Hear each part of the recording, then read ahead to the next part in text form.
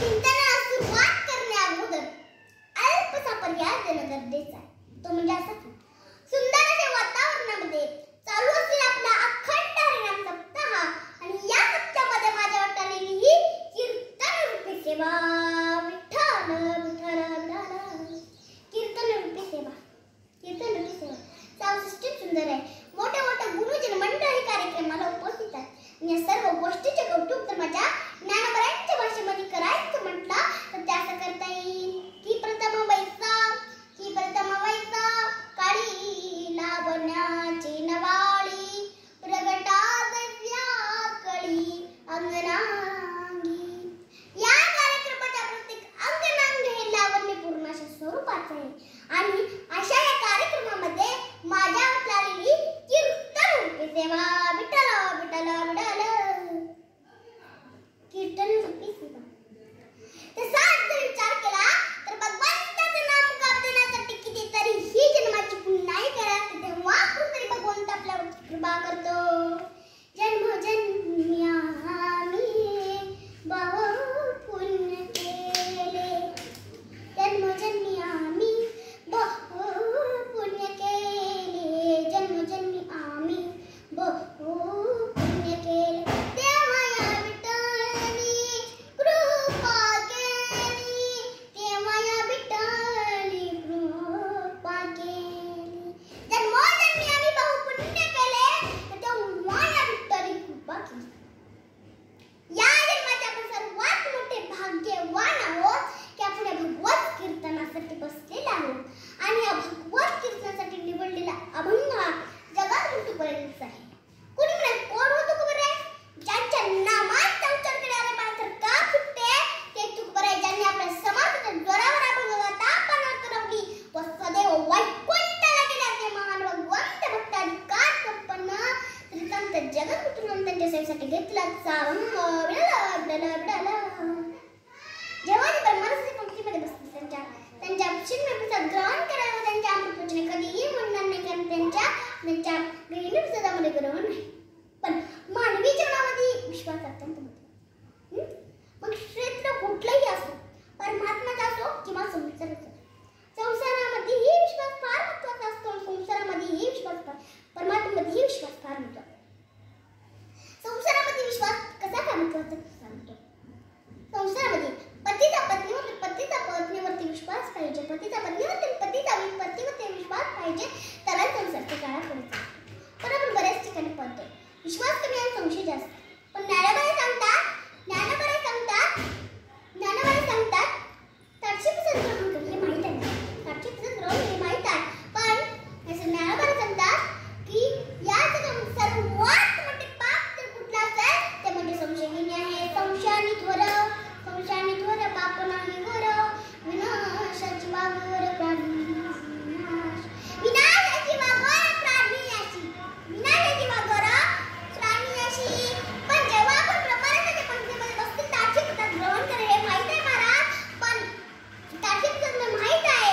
पण जेव्हा ते ब्रह्मरसाच्या पंक्तीमध्ये बसतील त्याच्या ताटशीचं ग्रहण करेल. आपण बऱ्याच ठिकाणी पाहतो सूर्य आली, गगन आले, लखी आली, दिवेश आला, ताटशीचं आहे. पण आपण बऱ्याच ठिकाणी पाहतो. मला एक उदाहरण आठवलं म्हणून सांगतो. खेडेगावातला प्रसंग होता. सासून दोघे एकाच घरात राहत होत्या. सुनाचा ही सासूवरती विश्वास नव्हता, सासूचाही सुनावरती विश्वास नव्हता. सून बाहेर गेली की सासू चोरून खायची, सासू बाहेर गेली की सून चोरून खायची. सासू बाहेर गेली की सून चोरून, सून बाहेर गेली.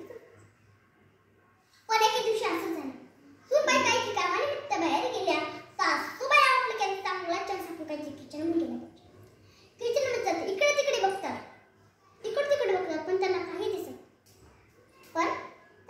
दिसत नाही. मग विचार करतात सरगा मात्या म्हणून लवकर होणारा पदार्थ म्हणजे बोकुळ्याचा. कोणी म्हणाल मॅगी, बरेच नाव असतं त्याला. पण आम्ही त्याच्यामधले बोकुळ्याचा भात, शेवाळचा भात होता. शेवाळचा भात अगदी 2 मिनिटांमध्ये शेवाळचा भात शिजवून शिजवल्याच्या नंतर आपण आता त्याची खोड असते महाराज, ते शिजतं लवकर पण काही गार होत नाही. आता विचार करतात आता काय करावं बरं. त्यांना रोज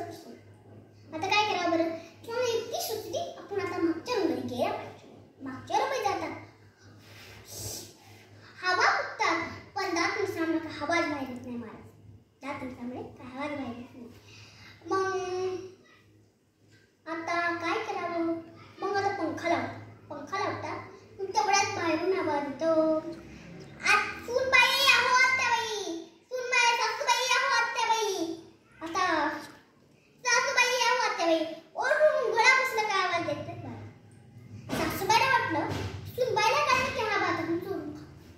सुनबाईला वाटलं की सासूबाई आता मैत्रिणीच्या कुठे गेल्या असतील आपण काहीतरी खाल्लं पाहिजे.